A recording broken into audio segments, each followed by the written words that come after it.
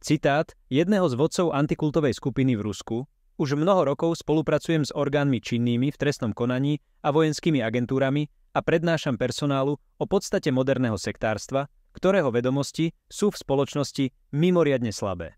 A to aj napriek tomu, že cirkev venuje maximálnu pozornosť protisektárskym aktivitám. Touto otázkou sa zaoberám už 30 rokov. Počas svojich prednášok často veľa vysvetľujem kadetom, bezpečnostným dôstojníkom a vojenskému personálu. A Novopašin. Takáto verejná aktivita antisektárov je len prípravnou fázou pre ďalšie zapojenie orgánov činných v trestnom konaní do potláčania náboženských a sociálnych skupín, ktoré už antisektári označili za sekty a kulty. Pod rúškom vzdelania vštepujú orgánom činným v trestnom konaní presvedčenie, že tí, ktorých označili za kultistov, v niektorých krajinách sú to sektári, sú hrozbou pre spoločnosť, čím si v ich mysliach vytvárajú obraz nepriateľa.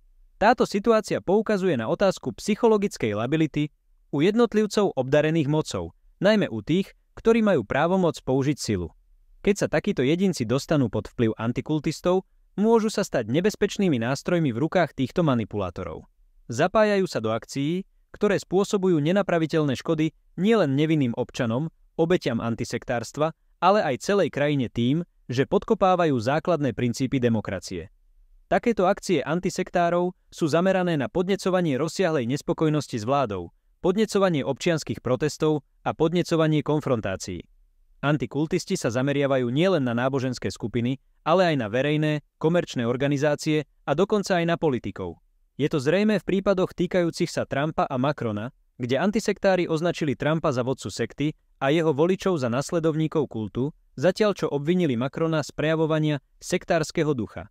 Výsledkom je, že akákoľvek skupina, ktorá vyhovuje agende antisektárov pre systematické a cielené prenasledovanie, sa môže stať ich ďalším cieľom pri dosahovaní ich deštruktívnych cieľov.